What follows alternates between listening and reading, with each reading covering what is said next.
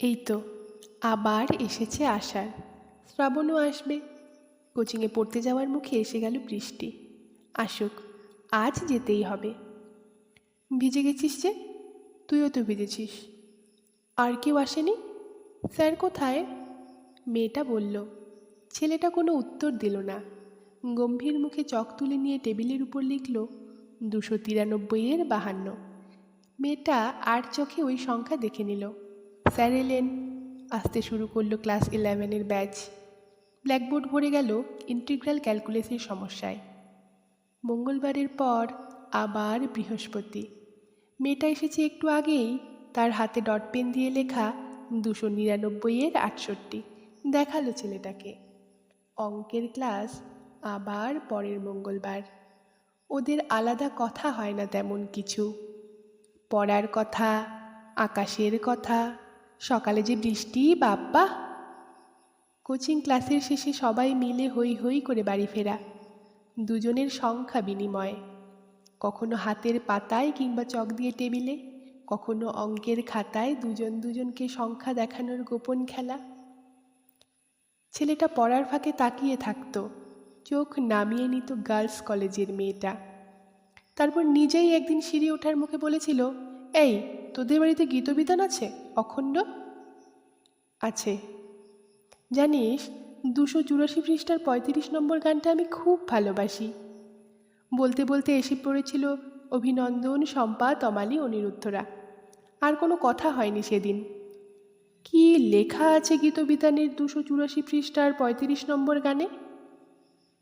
ছেলেটা বাড়ি ফিরে টেবিলে বই খাতা ছুঁড়ে দিয়েই খুঁজেছিল গীতবিতান। ওই তো, দিদির হারমোনিয়ামের ওপরেই রাখা আছে। গানটা হচ্ছে, ও গো কাঙাল, আমারে কাঙাল করেছ, আরও কি তোমার চাই? আচ্ছা, শেষ লাইন, হায় আরও যদি চাও মোরে কিছু দাও, ফিরে আমি দিব তাই। ফিরে দেবে? কি দিয়েছে ছেলেটা যে মেয়েটা তাকে ফিরিয়ে দেবে? সারা রাত পড়াশোনার ভান করে সে উল্টে গিয়েছিল গীতবিতানের পাতার পর পাতা। প্রায় 2500 গান।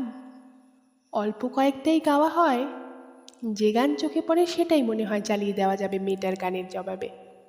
তারপর মন ঠিক করে ফেলল, 293 পৃষ্ঠা 52 নম্বর গান, 293-52। এতেই বুঝতে পারবে ব্রিলিয়ান্ট মেয়েটা। আজি গধূলি লগনে এই বাদল গগনে, তার চরণধ্বনি আমি হৃদয়ে গুনি। সে আসিবে আমার মন বলে সারাবেলা। তারপর তো উত্তর দিল মেয়েটা 299-68। দেখা যাক কোন গান।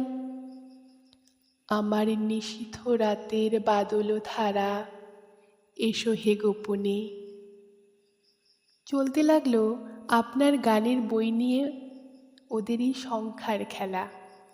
আসলে চিঠি, যা আপনি আগেই লিখে রেখেছেন, সুর দিয়ে রেখেছেন। ছেলেটা, ফিরে যাও কেন, ফিরে ফিরে যাও বহিয়া বিফল বাসনা, চিরদিন আছো দূরে অজানার মতো নিভৃত অচেনাপুরে, কাছে আসো তবু আসো না। মেয়েটার উত্তর, হে সখা, বার্তা পেয়েছি মনে মনে, তব নিঃশ্বাস পরশনে, এসেছ অদেখা বন্ধু দক্ষিণ সমীরণে। এরকম প্রতিদিন, যতদিন না ওদের হাতেই ভেঙে যায় আপনার দেওয়া স্বর্গ খেলনা। এসে পরে উচ্চ মাধ্যমিক, জয়েন্ট এন্ট্রান্স, মেয়েটা ডাক্তারি পড়তে বড় শহরে চলে যাওয়া, সংসার বাঁচানোর জন্য বাপ মরা ছেলেটার দিনে চাকরি আর ক্লান্ত সন্ধ্যায় নামমাত্র কলেজ। শেষ গানে মেয়েটা বলেছিল, অনেক কথা যাও যে বলে, কোনো কথা না বলে, তোমার ভাষা বোঝার আশায় দিয়েছি জলাঞ্জলি। উত্তরে ভেবেছিল ছেলেটা, আমার একটি কথা বাসি জানে, জানানো হয়নি আর। এখনো এই পৃথিবীতেই থাকে ওরা, দেখা হয় না। ওদের মাঝে বয়ে চলে আপনার কবিতার ছোট নদী, আঁকে বাঁকে বয়ে চলে। ওদের মতো অজস্র ছেলেটার মেয়েটার আপনি যে বন্ধন, গানের বন্ধন। বলেছিলেন আপনার গান থাকবে। প্রশ্ন আসে মনে, অত আগে থেকে কি করে বুঝতে পেরেছিলেন আপনি আপনার গান থেকে যাবে আমাদের প্রয়োজনে, থেকে যাবে আমাদের প্রেমে, আমাদের দুঃখে, আমাদের আনন্দ আর বিচ্ছেদে? আপনি শুধু 25শে বৈশাখ নন, 22শে শ্রাবণও নন। বাঙালির সকাল আজকেও শুরু হয় আপনার গান দিয়েই। ছেলেটার মেয়েটার দেখা হয় না অনেক দিন, তাদের যোগাযোগের সেতু ছিলেন আপনি। আপনার গানের ভিতর দিয়ে তারা যখন ছুঁয়ে দেখতে পারত নিজেদের, তখন দুলে উঠত গানের সেই সেতু। শান্তিনিকেতনের রাস্তায় রাস্তায় এখনো হয়তো তাদের দেখা যায়। ছেলেটা হয়তো বৈতালিকের তালে পা মিলিয়েছে, কিংবা অন্য সঙ্গীতের সঙ্গে। কোনো বসন্ত উৎসবের সকালে মেয়েটা কখনো শালপাতার ঠোঙা হাতে পৌষ মেলার ধুলোয় খোপায় তার কুচ্চি ফুল। এমনই কি কখনো হতে পারে না ঠাকুর, আবার কোনো দিন মুখোমুখি হয়ে গেল সেই ছেলেটা বা মেয়েটা, দুলে উঠল গানের সেই সেতু, দুটি চোখের তারায় তারায় ঘটে গেল অ্যাক্সিডেন্ট, শিলং পাহাড়ের বদলে এই শান্তিনিকেতনে।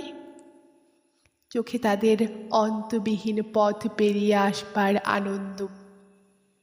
বন্দরের কাল শেষ, সংখ্যা বিনিময়ের খেলা ভেঙে গেছে, কিন্তু গলায় সুর আছে তাদের, হৃদয়ে আছেন আপনি।